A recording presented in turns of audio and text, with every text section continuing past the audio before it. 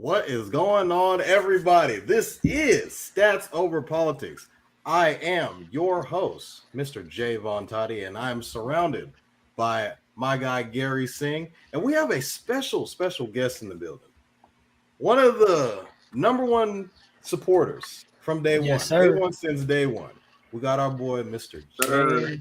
James Sanchez in the building today. Yes, sir. How's it Yes, going? sir. Last minute, very last minute. Super Pri- excited to have Appreciate you him prime on. time pulling up, man. Appreciate Yes, you. sir. How's it Very going, fellas? super How's it super late. going?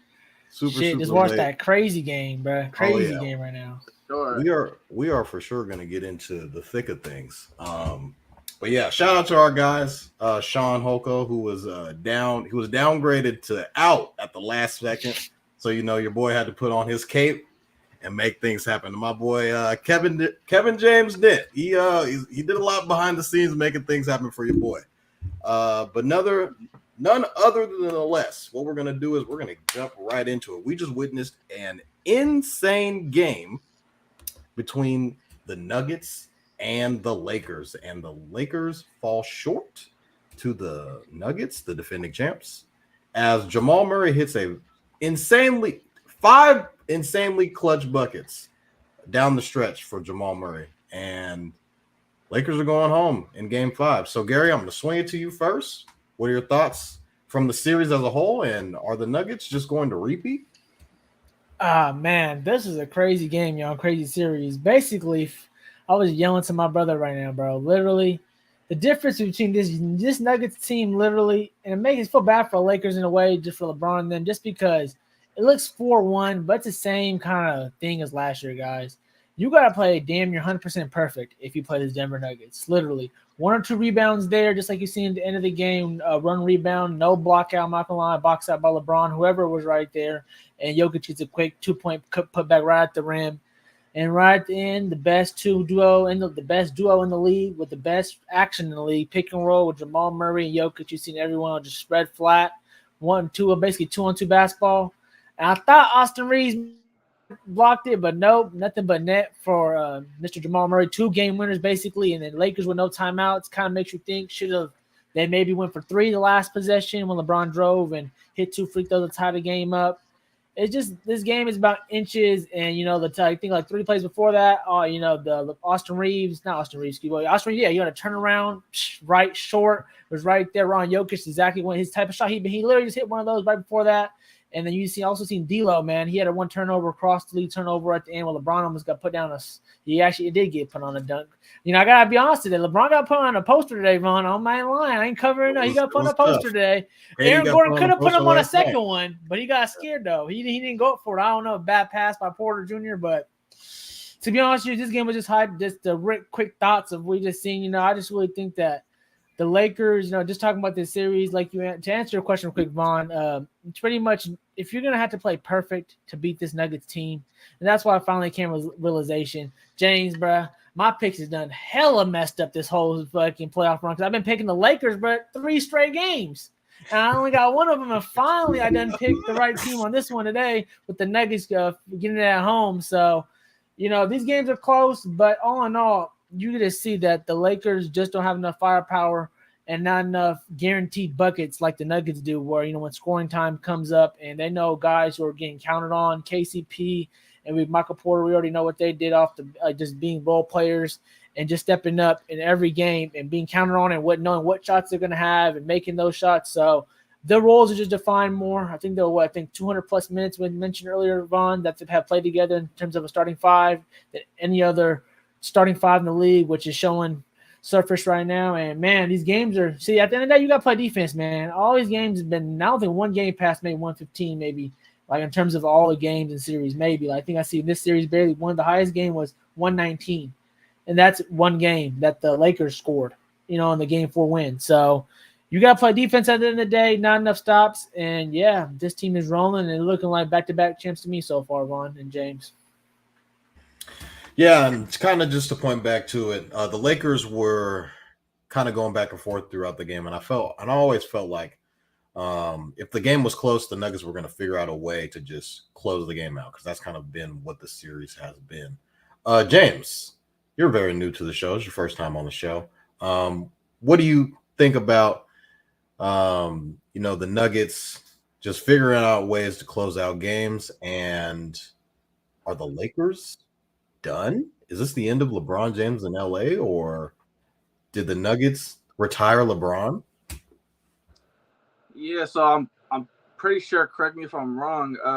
The Lakers were up a lot of the game, weren't they? They were up most of the game. Yeah, Pretty much, except the third quarter. Yeah, the Nuggets went on like a 10-2 run in the third quarter.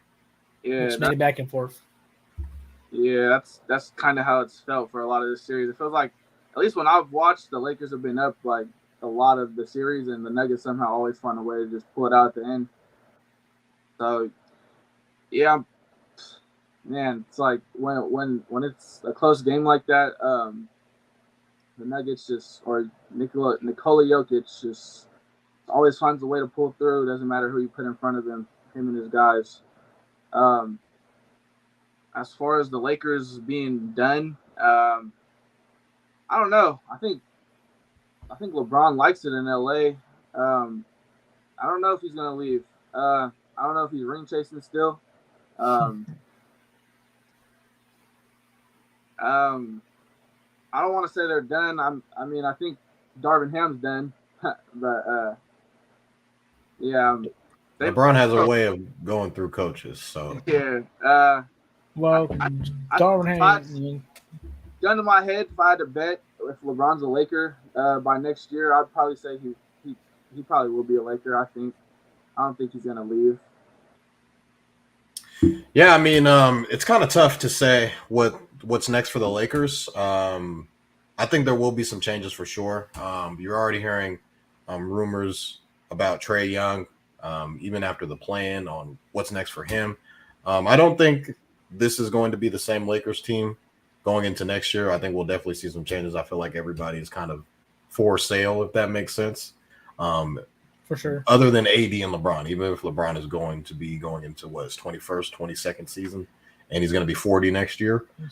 He averaged north of 25 points a game this series. I thought AD played his ass off this entire series.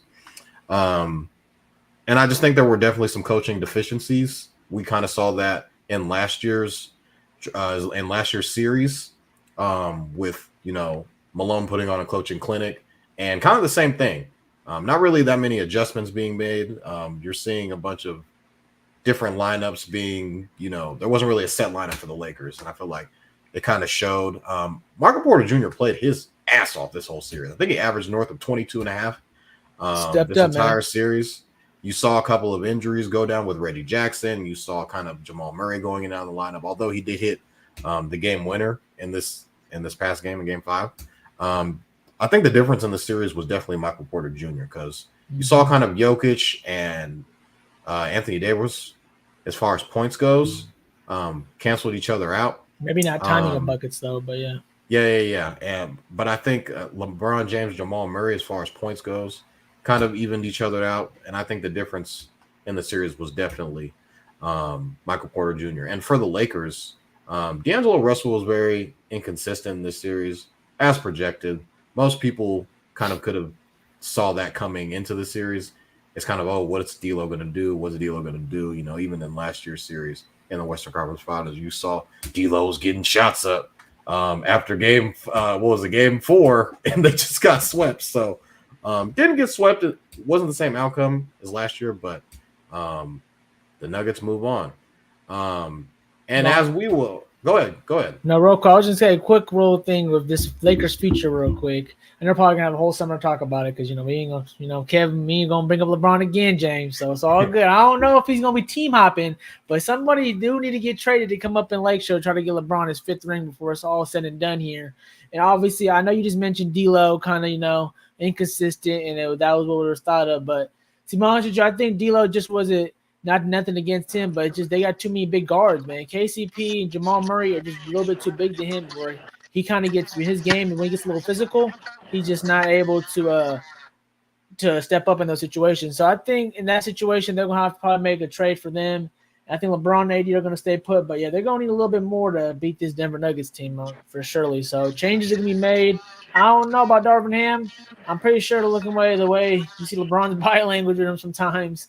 doesn't look like it's gonna be that likely he's gonna stay, but we're gonna have to see because this team did go to the Western Conference Finals this year and they got knocked out by the same team first round. But this team ends up winning the championship and they lost the championship twice. So I don't know, 4-1's tough, but 2-game winners is tough to swallow too. So man, oh man, they let Nuggets got their number.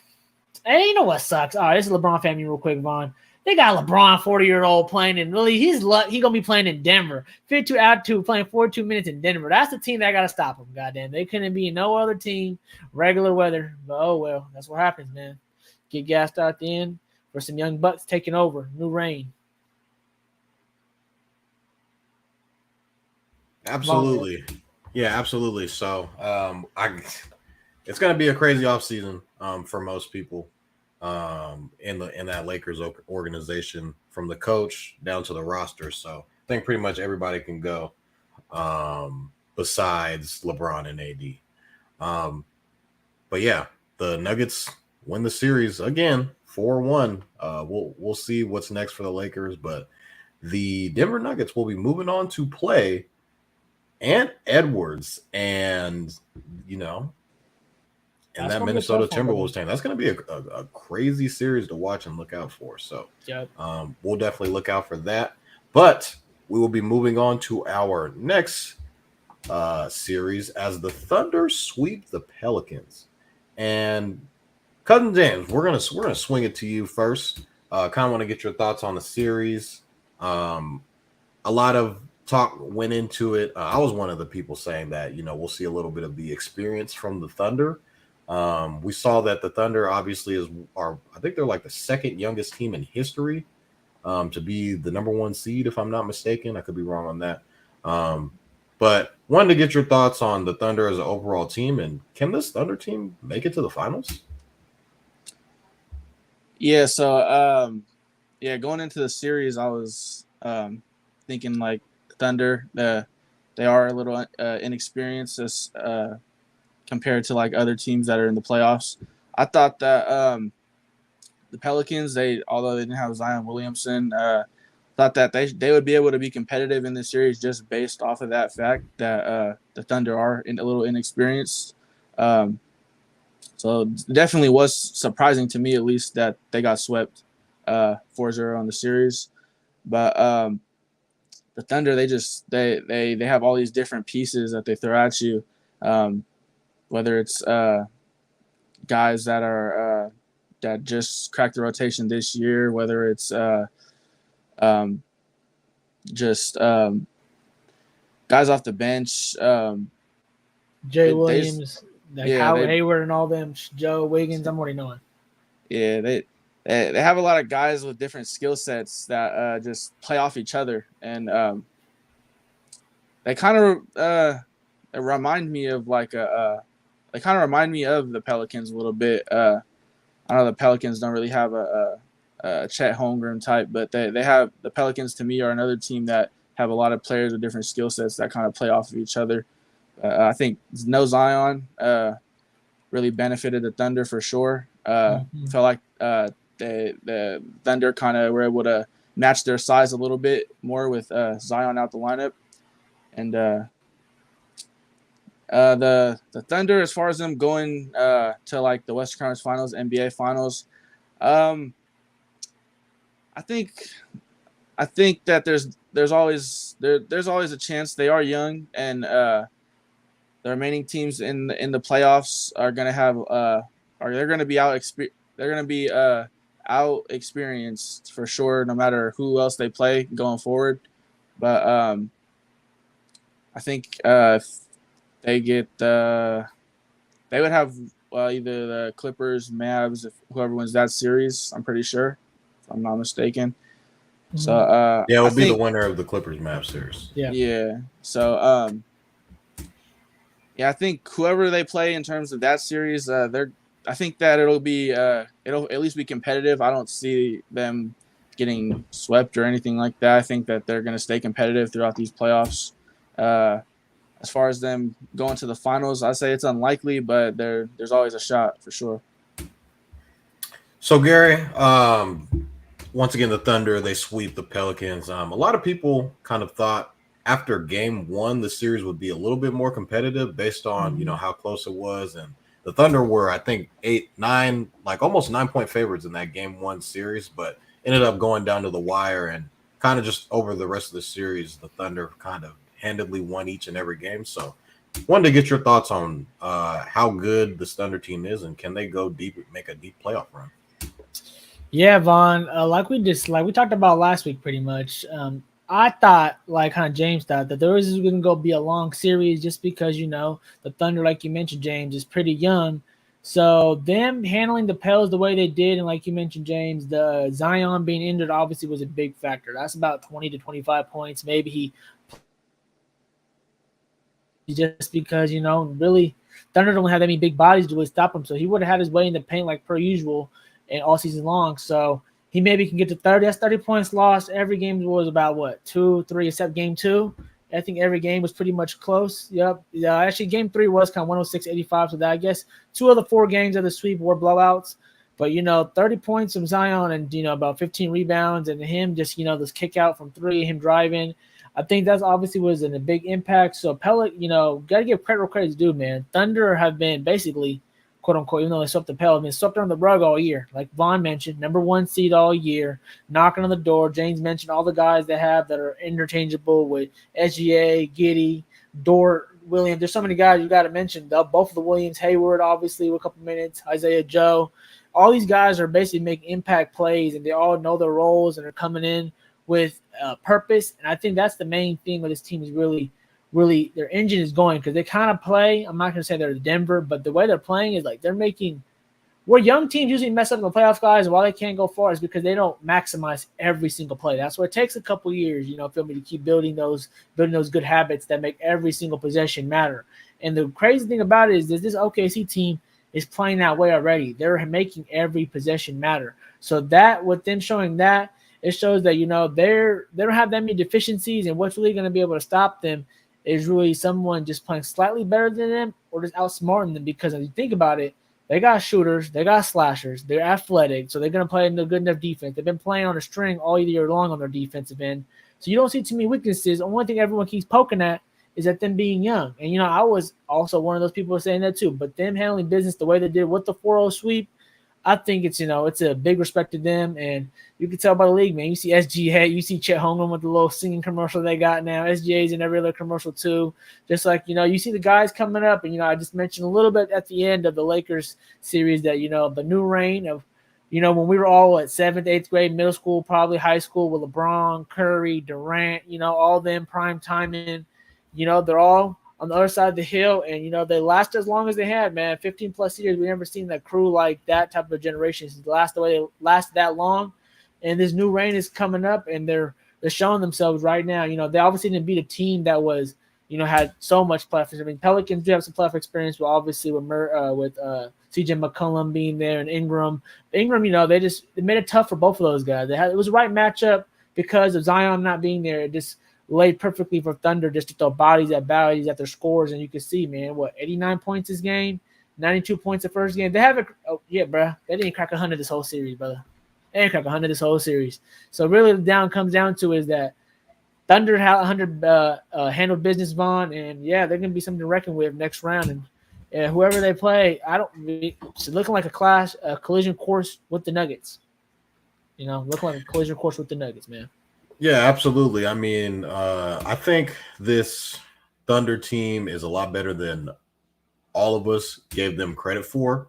I do think that they're a team that can definitely come out of the West.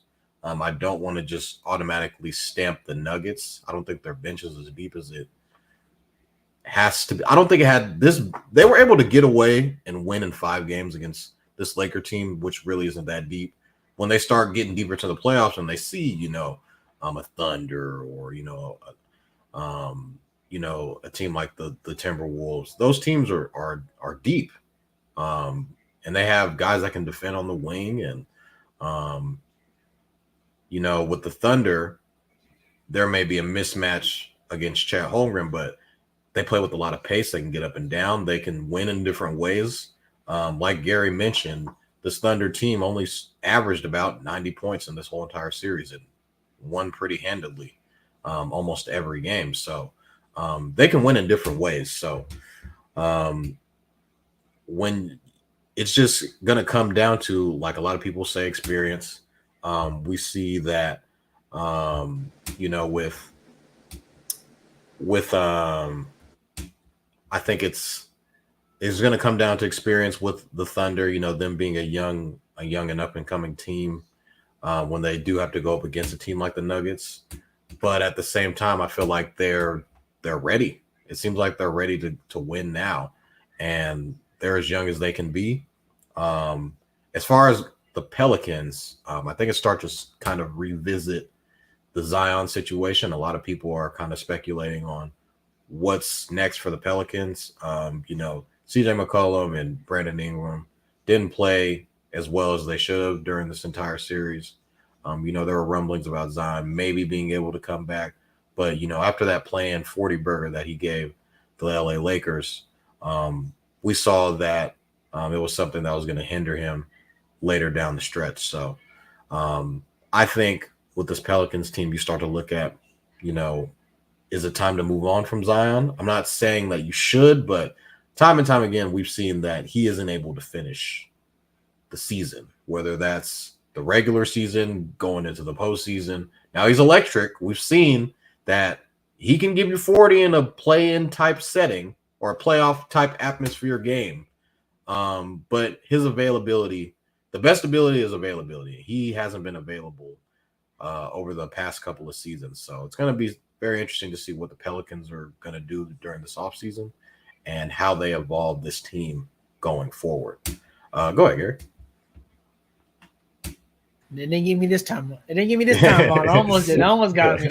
Real quick before we move on, I don't know if you're about to move on here. I'm pretty sure you are. But before you move on, I swear to God, my Kings would have done way better versus Thunder team, bro. Without Monk and Herter, bro. Straight up, bro. We would have got one game at home, bro. I promise you that. I think Monk would have been able to play, if I'm not mistaken. Yeah, he would have for sure probably would have played by this time. We would have got at least one for sure. Come on, Jay. Yeah, for sure. We would have got one, bro. Not a sweep, bro. Come on now. Not a sweep for sure. As James is anyway, that's all the my other honorary Kings fan, as yes, sir. I am not. Oh, we 2-1 on you the today, team that I root for is the Boston Celtics. And Celtics go up 3-1. I know a lot of people wanted to hit that panic button as soon as the Heat shoot for a miracle, like have a magical 3.9, like an NBA playoff history. A lot of people were like, "Oh, the Heat, they're coming back." No, Jimmy Butler. You got Jimmy Butler posting his face on Jaylen Brown's face saying, "Don't let us get one." He's trolling on the internet. It's kind of like that SpongeBob meme where there's fire everywhere and there's all the SpongeBobs running around throwing the papers in the air, and people are saying, "What the hell's going on?" But have no fear, the Celtics are here, and they go up 3-1. We're going back to Boston, TD Garden. I think the game 5 is on Thursday, if I'm not mistaken. I think it is on Thursday, but I think it's going to be pretty easy for the Celtics. James, wanted to get your thoughts on Game 4, and what did you think about the Celtics, and do you think the series is about wrapped up? Yeah, so actually the Heat Celtics game from today was the only game I didn't get to watch. I did see though that 3 games one day on a Monday, James, is tough, brother. We got a job, it's all good. Yeah. Porzingis got hurt.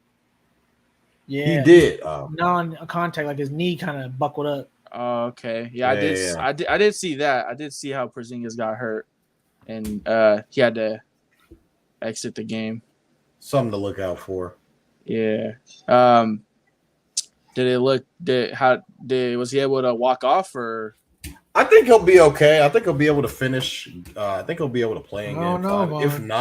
If not, I'm not too worried about it. Like if Porzingis is able to go, I don't think that's going to stop us from closing the series out. But going forward, I don't think it should be an issue. Oh yeah, for as it concerns this series at least, yeah, I wouldn't be worried about it as far as getting out of this series at all. No. If Jimmy Butler was available, I think that things would be a lot different. But he's not there, so I think will be sweating. The the Celtics definitely caught a break for sure. I think that game game 5 going back to Boston, right? Yes, sir. Yeah, I think Yes, sir. barring anything crazy, the Celtics should wrap this one up and move on to the next round. Yeah, Gary. What'd you think about Game 5, and how will the Celtics respond going into Game 4 going into Game 5? And do the Heat have a Man, chance? Is Jimmy Butler coming back?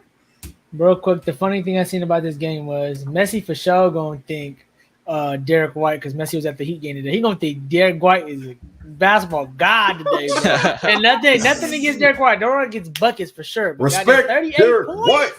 Yeah, He needs respect 38 for sure. 38, 8 for 15, bro. Sheesh. He was cooking. Wow. So obviously, man, this series has been plain and simple, man. Jimmy Butler is kind of like the Zion thing, man. Like, you missing a 20, 25 point score, 30 points boosted up, especially with Jimmy. We all know what playoff Jimmy is.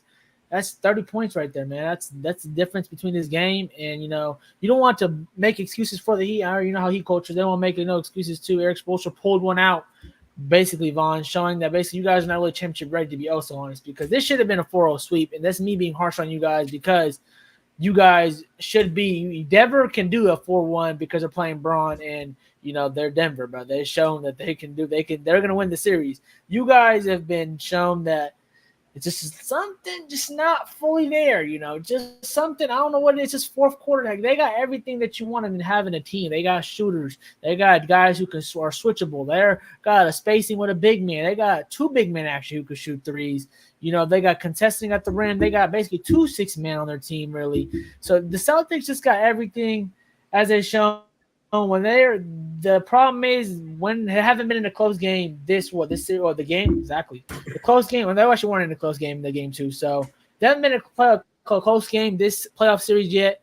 That's going to happen here, James, very soon. That's when we're going to see Vaughn sweating a little more bullets here and going to answer some questions probably, because I just haven't seen them in crunch time this season yet, and they know they haven't been good in crunch time this season yet, Vaughn. You know that. They know that. And so that's been Achilles heel. They haven't been tested yet in these playoffs. Who do they get next round, Vaughn? I'm not sure who they get next round. We play the winner. Will they get the Indiana Bucks? I think it's the Cavs. Magic. Cavs and Magic. And so that's going to be an interesting one if either team wins, because that matchup is athletic young guys who are able to be switchable, and both teams are kind of big. So that's going to be kind of what you need, I guess, to beat the Celtics, quote unquote. But again, those are going to be 2 young teams, and Celtics probably should handle business there too. So, you know what? This is me being a little hard on Vaughn's team, because I already know he's going to show him some love. But like James said, they should pretty much handle business, go to the next round. It was sad not to see Jimmy Butler in this series, because we want to see him in playoff time, man. That's what he kind of ramps up to be basically every year, and not to see him in his prime time spot was just kind of sad to see. This team's fighting, but just got enough power. But give them credit. They handled a 3-1. Hopefully now they go into Miami, like we mentioned, and back home now. So they should handle business just like the Nuggets did tonight, because they're in that realm of championship contender, and handle business at home. So, I doubt they'll go to Game 6, but if they do, that's too many signs not pointing the right direction. Shame on y'all, Toddy, if it gets to Game 6. Well, last year we saw with the Hawks, they forced a Game 6, which was pretty embarrassing. Trae Young kind of went nuclear in Game 5, so I'm not really worried per se about the Heat forcing a Game 6. I think we should be a-okay, but stranger things have happened, and I've seen the work. Like, we dropped, what was it, game? I think it was Game 3 we dropped, or Game 2. If I'm not mistaken, it was Game 2 that we dropped. So a lot of things can get weird with the Celtics, but as far as this goes, I don't really see anything too crazy happening. The 10.5 point favorites in the Celtics cover the spread pretty easily. I would like to see them cover the spread in Game 5 coming up. So moving on, didn't want to get too deep into the weekend games, but the Timberwolves end up sweeping the Phoenix Suns, and it got pretty deep, and it was crazy to see. Anthony Edwards is a star. in the making. I think he is going to be a guy that a lot of people are kind of already comparing him to Michael Jordan, which is insane. Kobe Bryant, I've seen, and it's been fairly crazy to see his rise to stardom and how crazy and fast that it's been because he's only 22 years old. But I have seen a lot of growth from Anthony Edwards in like the past couple of the past week. We've just seen so much kind of go and turn for him as a player and as a franchise for the Minnesota Timberwolves. So, Gary, I'm going to swing it to you first. What are your thoughts on Anthony Edwards sweeping the Phoenix Suns? Man, oh man, star was born this weekend. All-star was already in the works. He's already been an all-star, I feel like, for the last 2 years, and him being so young in this league. But a superstar was born. And Vaughn, I know you said this week has turned a lot. Maybe, the national eye, him, being KD, talking his talk, and like you mentioned, all the comparisons from Kobe to Mike to, all those with the mentality and just the game itself and the way he kind of plays off of just like instinct and just so good feet and his pull-up game and his mid-range game, his poster, just everything about him screams superstar. And I screamed all-star, but now it just screams superstar. And I think we've seen a hint of it last year, Vaughn. And, they didn't win the World Cup, but, he was the guy on that team, on the USA team, when the young Bucks we sent up there lost in the World Cup. But, he was the guy that everyone's seen that was turning into that man. And there you go. We see you, Vaughn. Everyone got to get a shot. We're working back here, baby. We working. Second week of hosting. Got it right. We swooped. Got Timberwolves sweep the Suns. Good shit. I see you, my boy. Good job. We got to make sure we off the dome on this show for sure. So I think you got to give him credit, man. 4-0. Again, it kind of speaks to put respect on my name in terms of we just talked about OKC Thunder, man. I just literally said that. You had this speech about how the young Bucks earn respect to handle business. And this is like another level, man. You sweep this team that has 3 all-stars, 2 probably maybe quote-unquote Hall of Famers maybe, obviously 1 guaranteed Hall of Famer, and Kevin Durant. Booker's, probably most likely will get there in the NBA Hall of Fame. And we also have all-star and Bradley Beal who, couldn't really get too healthy. And I just want to keep on the tour. We'll talk about the Suns a little bit later, but obviously disappointment real quick with them in terms of not getting together, and just showed, man, just not enough bullets in the chamber. You haven't basically Beal play lockdown defender on the best guards in the league where that's not really been his role. He's a scorer. So you got to have, you see those teams that, and I know you all probably hate me saying it, but the big 3 that were built, with LeBron or any team that you see that they always have specialty players that have a role, come in. You should back in the day, you're a shooter. You're going to come in and play straight defense. How many special teams they got? I got one guy and they paid him and he got injured, obviously, which was I forget his name right now, Grayson Allen. You know what I'm saying? He didn't get to play, but he was injured. But he's the specialty 3-point shooter. Who is your specialty defensive guy? Who, the rim protecting when Nurkic obviously wasn't there. Probably maybe wanted to keep Ayton, but obviously maybe wasn't happy and wanted the bag. So that's not going to work. I seen something, new owner syndrome, want to buy everything out was basically what he did. And so it's tough for the Suns because what do you do from now? You're playing 3 guys over like so much money.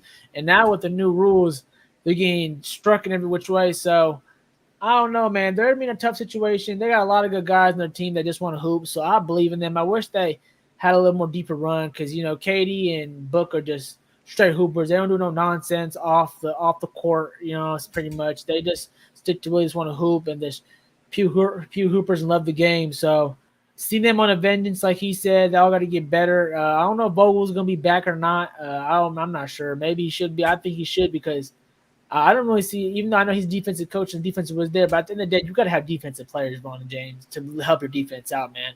You can't just have straight all scorers and expect them to play great defense all of a sudden.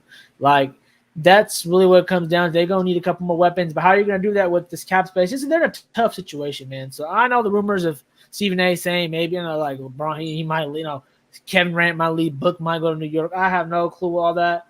I just feel like they said, they just got outplayed by some young Bulldogs that came into town and took young Wolves that came in, tore things up, came in as a pack and left as a pack, straight up. And got to give Cat credit. He foul trouble last year in the playoff series. This year, a little bit foul trouble as well.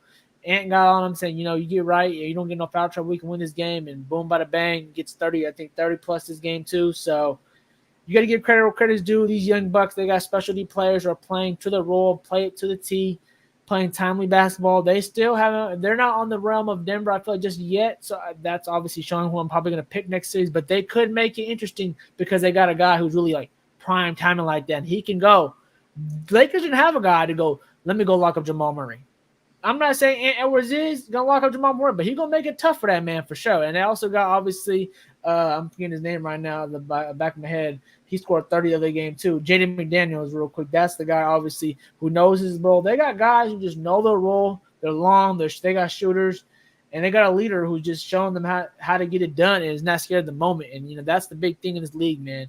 You could tell the guys who are scared and not scared of the moment. And he's been rising to the occasion, crossover, build, prime time, dunk right to when prime time action comes. And so got to give her credit for the Wolves arriving and showing who they are and what they've been doing all year, and that they're ready to take that next step. And the Suns are going to have to these guys, it's not the last few years, guys, hasn't been looking good for teams that are just kind of, getting thrown together real quick and making big threes. It's hard to say, but obviously the Nets team didn't work out. So far, these Clippers teams haven't worked out. I love the Bucks and I love Giannis and Dame, but that hasn't worked out. It has to be a certain type of guys and certain type of coaches. Just not. I know, but James said earlier, LeBron made it look easy. James, sorry, LeBron made it look easy, my man. Throw a team together, superstars, and we can win a couple rings. We can go to the finals. But as you can see, Kevin Durant, Curry, and all them notes, and you can throw a couple superstars on the team, but it ain't looking that easy. It has to be a certain type of pop mix to make it go. So they found it out the hard way. Swept in first round. They at least they won. They won a couple games with Chris Paul, I think, last year in the playoff series. So, sheesh, it's a tough look for them. So that's my thoughts on both of those guys going forward. Timberwolves looking scary. Deb definitely matters for sure. Deb definitely matters. Yeah, they got KD, but we got Jaden McDaniels. So, James, what did you think about, the Suns not even able to win a game, kind of going into the offseason? They ain't got no picks. You're paying KD, Devin Booker, and Bradley Beal over $150 million. Obviously, they're stuck. How much better can they get? And are the Timberwolves just that much better than the Suns, or did the Suns just forget to show up in this whole entire series? Last year they got two wins over the Nuggets last year. So, what were your thoughts about the Timberwolves sweeping the Suns? Yeah, so going into this series, I did pick the Timberwolves. I didn't think they'd get swept, but I did pick them to win in 6. I just thought that they were just the way more better built team. They had the better depth. On paper, you see KD, Bradley Beal, Devin Booker, and you're like, a lot of people just look at the rosters on paper and see those 3 stars names, and it's easy for them just to go, oh, okay, I'll go with the Suns. But I thought that the Timberwolves just have kind of like how we were talking about with the Thunder, like everyone kind of just plays off each other, and everybody the ball gets, I think, spread around evenly and more consistent to each player on the team. You got obviously you have your star in Anthony Edwards going off. Yeah, that's I think what's expected of him now at this point in his career. But then you have rebounding, you have shooting from guys like Mike Conley. You have Jaden McDaniels locking, just seatbelt, just locking up Devin Booker, KD, doesn't matter who it is. When he's on you, you're in for an off night. Yeah, I think that as far as them potentially going far, I think that the Timberwolves they could compete with pretty much any team in the Western Conference as it stands right now. I think that they are. I think that they have a pretty decent chance to make it to at least the conference finals, just because of they're not really inexperienced. They've been at least to the playoffs before, so I think that when you have the depth that they have, the defense they have, like Gary said, the Suns really couldn't really defend anybody in this series.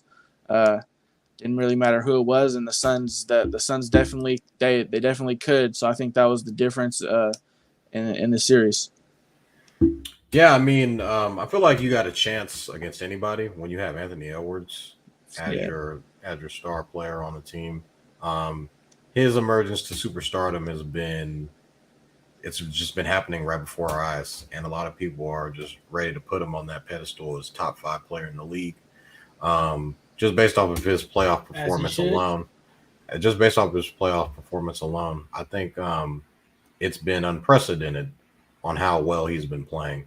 And I think if you have that guy in a series, and this is going to be a very, very fun series to watch in the Nuggets against the Timberwolves. And I believe, I don't remember if it was last season or a couple of seasons. I think it was last year, actually. The Nuggets beat the Timberwolves pretty handedly. It was a 4-1 series, so the game got over. And they did say that was the toughest series, though. Remember, Vaughn? I don't want to disrespect the Lakers, but the Nuggets said that was the toughest series. So I mean, we'll have to see about that. We're gonna be moving on here. But before we do that, I wanted to give a shout out to a couple of comments. We're getting some comments here. We've got our boy, Young Jew, in the cut. He said, "What's up with the guys? Shout out to my brother, first time on the pod." As Julian is weeping that the Cowboys re-signed Ezekiel Elliott to a new contract. And that was today? I think it was today. Yeah, Zeke did re-sign today. Yeah, he signed back, yeah. Yeah, so 1 year deal or what? I didn't see it.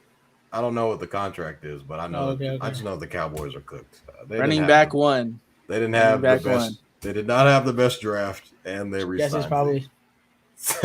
Yeah, you gotta hit up Manny. Jesse and Uncle Manny. They don't feel the best about it, but very, very excited to see what those guys will look like. And we will be moving on to something else that we saw in the NFL world, and that is Travis Kelce. He signed an extension. Reports say that the extension it'll make him basically the highest paid tight end in, I don't know if it's NFL history, but he's definitely the highest paid tight end in the NFL currently.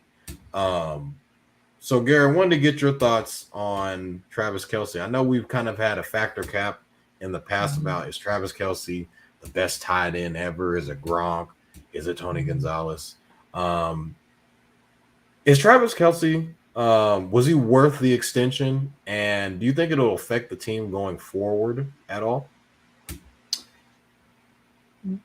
John, I already told you, man. I already know if it's – I'm sorry. Actually, I do got a lot more faith in my Steelers this year than I ever had in a long time. I'm not going to lie. And I do feel like – but I think everyone feels like they do good in the draft. And like I told you earlier, I didn't want to talk about the draft too much. So I heard y'all draft. Y'all covered it perfectly. And, you know, I mean, I'm novice in college football. But I was just a little bit happy that, you know, we got some good guys in good positions. So, but I was going to say – boy, oh boy, I had 3 peats on the way, Vaughn. I just already said that from the baby goat. And so this is the baby goat's best friend, his partner. And, you know, just Travis Kelce, the baby goat in his own way, you know, behind, I guess, the other guy in New England who is not Tom Brady, but is, like you said, Rob Gronkowski. So was he worth it? 1,000%. They're going to make that man happy. He should have probably been getting paid like this, Vaughn. They've been paying him like a tight end. We all know he's been a receiver for, like, who knows how long now, at least 5-6 years. So him breaking the quote-unquote tight end market was expected and much needed and worth it.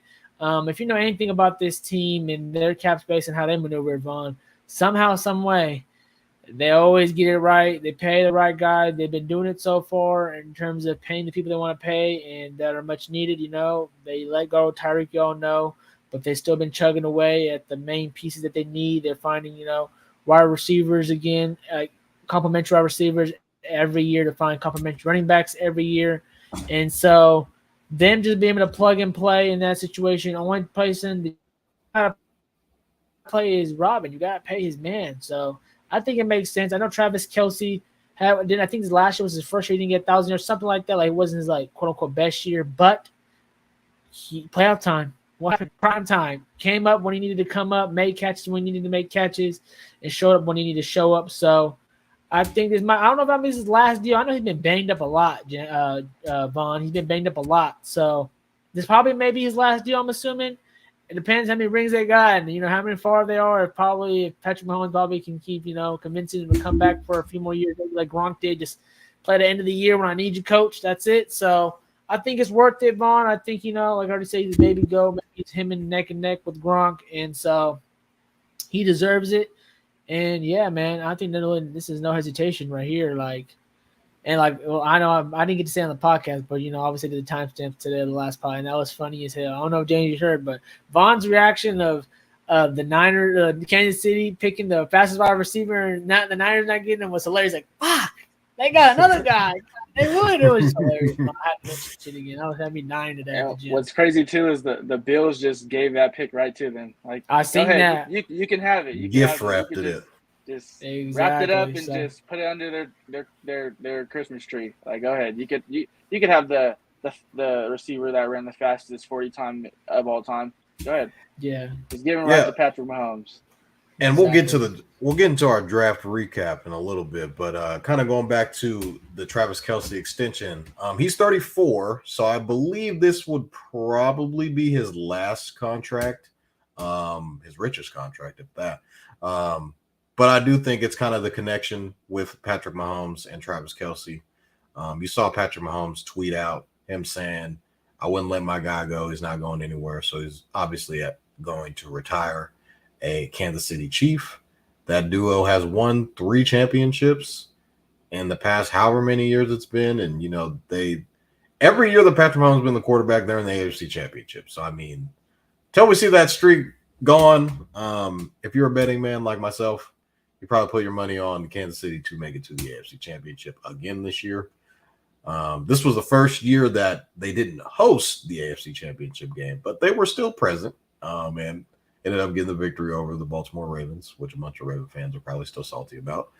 But I just think this is just, this is kind of you got to keep Draymond, Steph, and Clay all together. I feel like it's kind of the same with, the Chiefs keeping Travis Kelce and Patrick Mahomes together. So I think it's going to be interesting to see them in their new fashion. We've seen them in all kinds of ways. We've seen them with the killer offense that can beat you over the top with Tyreek Hill. You've seen them with a bunch of guys and Travis Kelce with, Rashee Rice and Sky Moore, and it's Travis Kelce. They can still win a Super Bowl. They're trailing in the Super Bowl. Have no fear. They're still going to be able to come back and win, whether it's by double digits or in the fourth quarter. Both times to the freaking San Francisco 49ers, and they figure out a way to win. Now you're going to see them with, the guy that ran the fastest 40 time in history, and Xavier Worthy, and they got Hollywood Brown now, and now they got Travis Kelce coming back. So I think you'll see this. I forgot about Hollywood.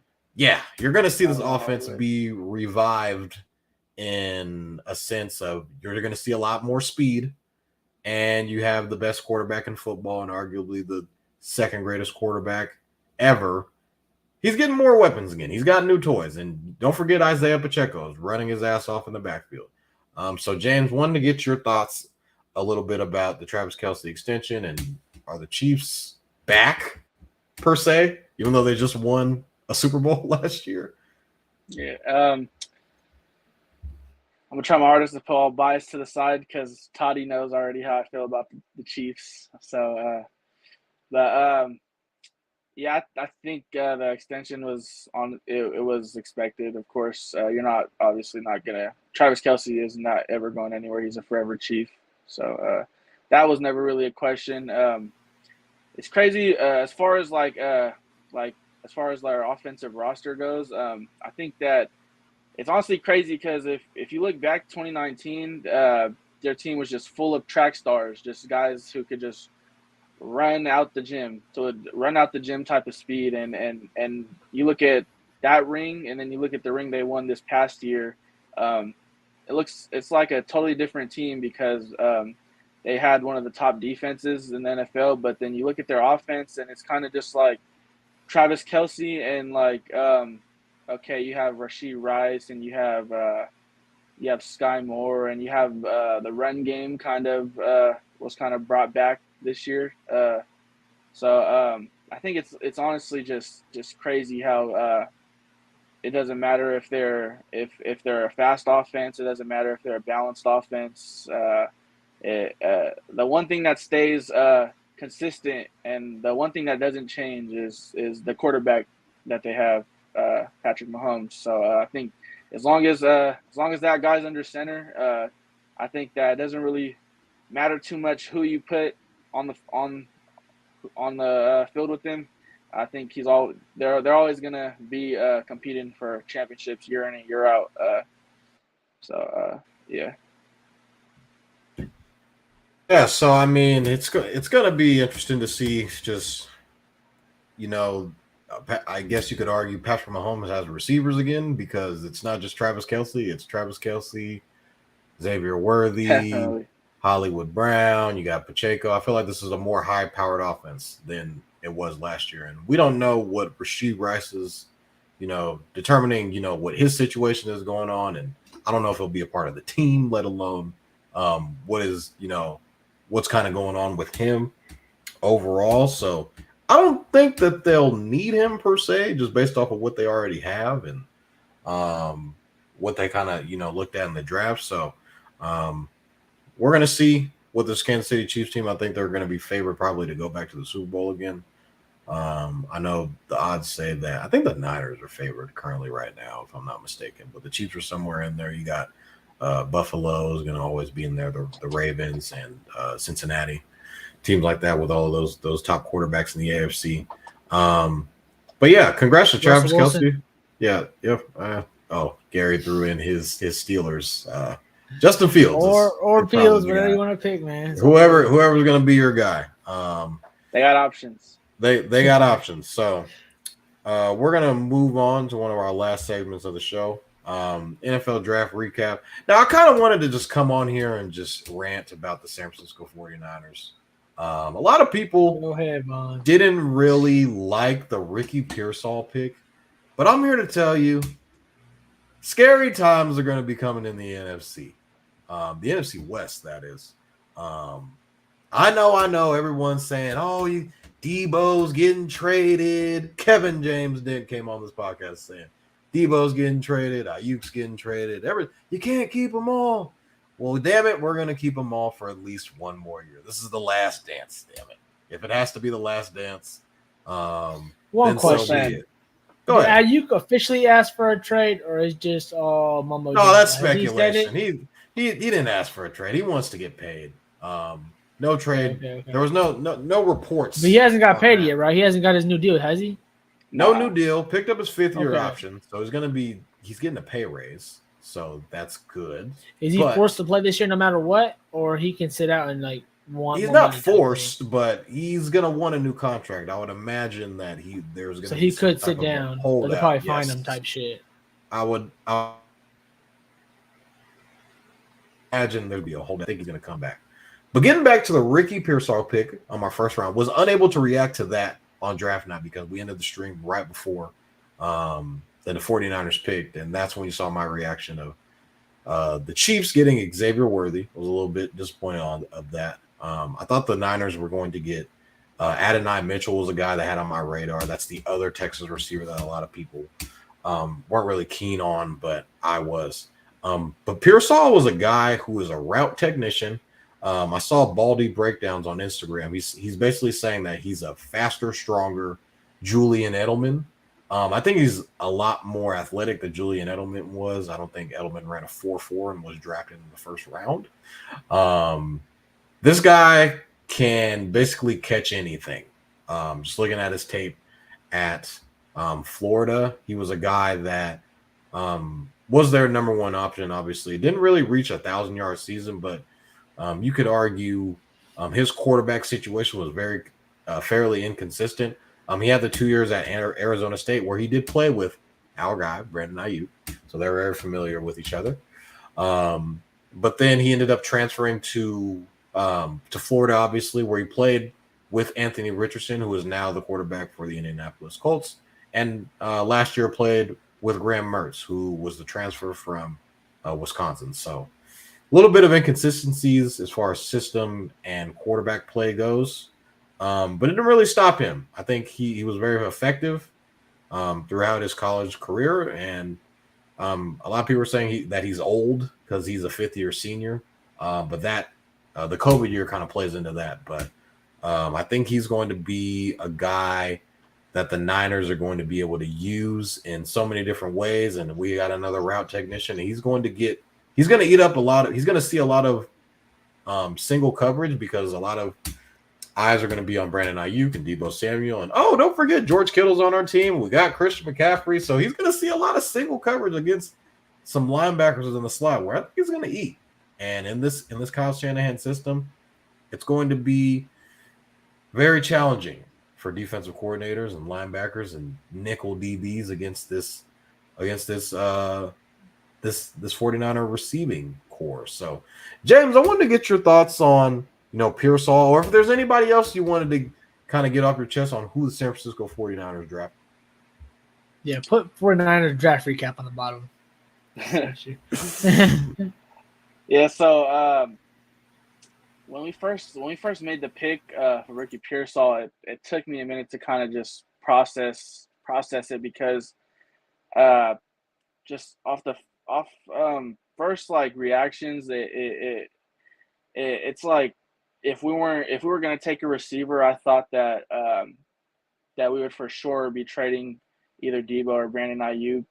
But then I just kept thinking like if we were going to trade them, I think that we would have traded him in the first round. So I think once it got to our pick, it was kind of like a little too late to trade them. So I was thinking. Then I thought like maybe we can trade for like an early day 2 pick and then maybe like another mid-round pick or something like that. Maybe like get a little mid-round haul, or maybe like I knew we weren't going to trade for a receiver for any like 2025 pick. So as it kind of like settled in, like I definitely like the Ricky Pearsall pick. I think that it was hard to really process it at first, I think, because just of how we already have all these weapons and playmakers. But as I let it sit, I think that the pick did kind of grow on me. I like Ricky Pearsall. I like how he fits. I like how he fits our offense. He's a 49ers type of receiver for sure. He's a crisp route runner. He's almost kind of like Brandon Ayuk as far as just crisp crisp routes, willing blocker. He's quick in his steps. He's quick in his turns. Yeah, he's quick in his mid and short routes, and he also has pretty decent speed to beat defenders over the top. I think he's a physical receiver, just how the Niners like them. He has decent size. He's a 49ers receiver for sure. I just didn't think we would draft a receiver, honestly, and if we did, I thought that Ayuk and Deebo, one of the two, would for sure be gone once we got to that point of picking a receiver. But we're gonna roll out next season with those 3 guys as our 3. I don't know what this means for Jawan Jennings. I wanted to mention that. I don't know if he's gonna be moved to the bench now, or if I don't know what's gonna happen with Jawan now. He was our best receiver in the playoffs last year. So because we drafted guys like Jacob Cohen. I saw on the draft. Yeah, obviously we got Ricky Pearsall. There's we drafted the guy, the quick guy from Louisville. So it's there's talent coming in. So I mean there's some talent coming in at that receiving core. So I think the Niners are trying to say, hey, we like you guys, but hey, we're not going to be tied down like the new boys. So I don't want to keep it all strictly 49ers. I want to get into a little bit of what the NFL draft was as a whole, because obviously Gary is our, Steelers fan over here. So we wanted to show some love to a little bit of everybody. Didn't want to just go all 49ers. I got So a little obviously Steelers for you, Vaughn. Oh, go ahead, Gary. Go, I got a little Steelers. I know who we picked, so I'm not. I know who we picked. I don't know about like. Let the people know. Let the people know who you guys got.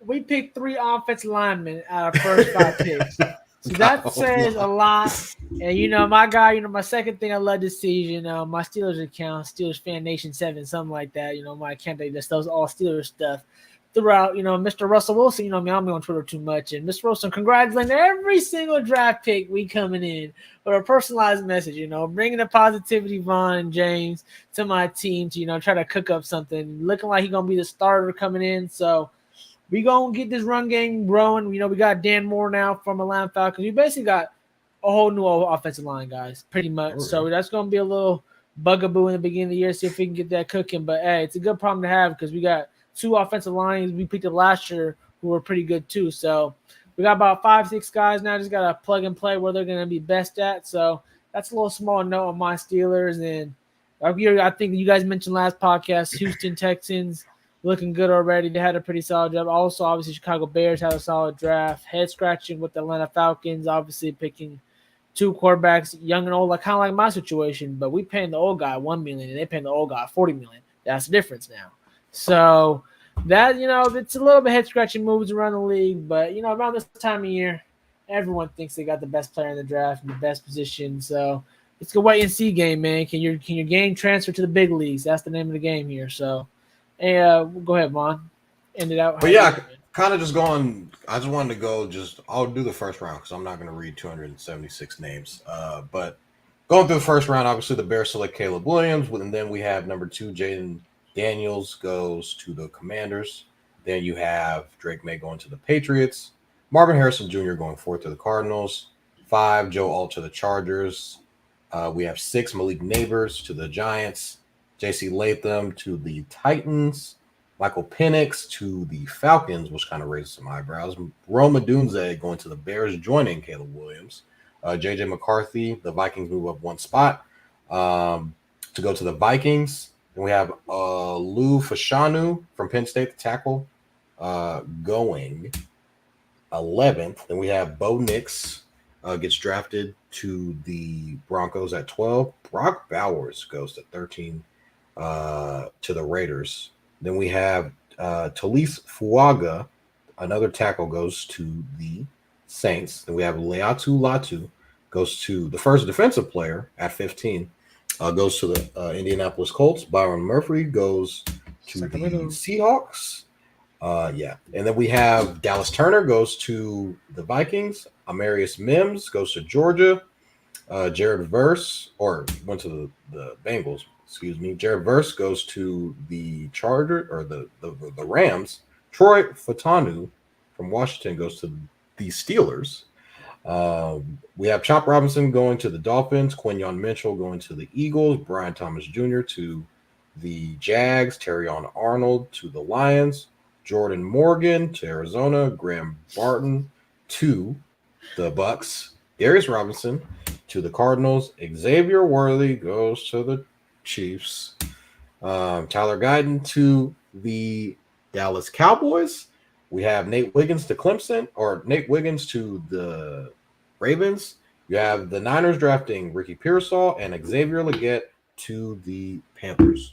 Was there any of those picks that kind of stood out to you, James? And who do you think won the draft? As far as I'm gonna just go for first start off with picks 1 through 10. Nothing really surprised me in the first 10 picks, besides the Falcons obviously taking Michael Penix Jr. at number 8. I thought that was a pretty big surprise to me. I thought there was no way the Falcons were gonna go QB after signing Kirk Cousins to that deal. So with them, and also he's an older quarterback prospect. So I think he's projected to sit a couple of years at least. So I think we might not see Michael Penix Jr. take the field until he's like pushing 30 almost. So I think he's like 25, I want to say, right now as he comes into the league. And he's going to sit. So I have some questions about their thought process on taking him at number 8. But other than that, the top 10 kind of shaped out. Not really surprising at all. 11 through 20, I think that Bo Nix to the Broncos was definitely a surprise to me. He went 12th overall to Denver. I knew that Denver needed a quarterback, but I thought that those top 4 guys, Caleb, Daniels, May, and McCarthy, I thought they would all be gone by the time they pick, and I just didn't think that the Broncos seen Bo Nix as a top quarterback prospect, but they ended up selecting him 12th overall, which I don't know if he's in line to start for them or not. He's gonna be in there competing for sure to start day one, but that was kind of a surprise to me too. In the teens, and then 20 through 32, no really big surprises. The Eagles drafted a really good corner, and I'm forgetting his name off the top of my head, but the guy out of Quentin Mitchell. Quinyon Mitchell. Yeah, Quinyon Mitchell. Toledo. Toledo. Yeah, I thought he was CB1 in the draft, so I thought that was a steal for the Eagles. Unfortunately, as our newly rivaled Philadelphia Eagles, letting them get the best corner in the draft, in my opinion. And then, yeah, for sure. And then they also stole the white corner in the second round too. Yeah, the white corner. Which I was hoping. I'm not gonna lie. I wanted the Niners to select Cooper DeJean at 20 at 31. I thought him falling to us, I thought that would have been a steal of a pick, and then him falling to the second round was kind of crazy to me. I think that he's a versatile defensive back that could play all around the defense. So I thought that it was crazy that he fell to, and of course he falls right into the Eagles' lap. So I don't know how every year it feels like the Eagles are getting a steal wherever they pick at. So that's one thing I noticed for sure. And then of course, Rick, the Pearsall pick to the Niners definitely surprised me, just because I thought that we were looking at other positions of need for sure. I thought we would have taken a tackle maybe, or a offensive line, a defensive lineman, and then or a DB. I thought that we were just looking at other positions. So when we went receiver, it was kind of surprising to me, but I definitely like Pearsall. I think that he's gonna get reps year one, and I think that he's gonna be a playmaker for us for sure. Yeah, no, Howie Roseman with those first 2 picks was telling you that their DB room is cooked, and they're looking to replace them pretty soon. Kev can probably attest to that. In next week's episode, Kev's gonna clip that part real quick. Oh yeah, he has segment. He has to. And yeah. One quick, I know James Vaughn, you about to end it, and thanks for appreciate it, you know what I'm saying. But one quick, real quick, I just seen that. I think everyone picked pretty much a good pick in terms of what they needed. Was, you know, I mean, I didn't watch the draft too much, so just looking down the list, like James did perfectly, going down all the people who got what they needed. Only head scratcher was, I'm not gonna lie, bro. How are the Raiders the quarterback, bro? Who the hell? Come on, bro.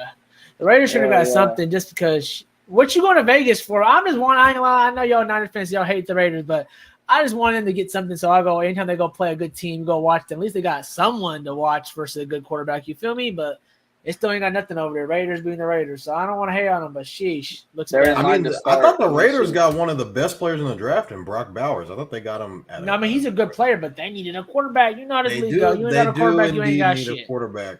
You know, I guess there were reports saying that there were people trying to sneak into the top 10 to get Michael Penix, but the Falcons got him out of all people. So, I think the Raiders would have loved to have Michael Penix.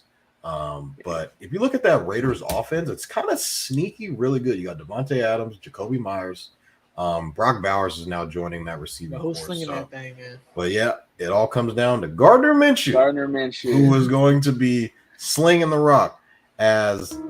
You know, that's going to do it here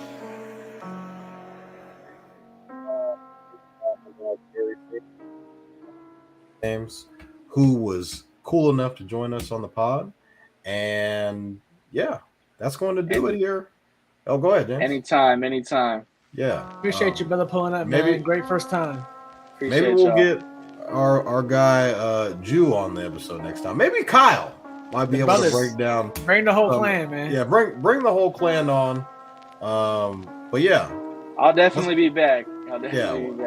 can't wait to have you back on. And that's gonna do it. We appreciate you guys joining us. Make sure to like, comment, subscribe, share this video with everybody that you know. And we appreciate you guys for the support. And that's gonna do it. We appreciate you guys joining. That is Stats Over Politics. Peace. Peace. Yeah.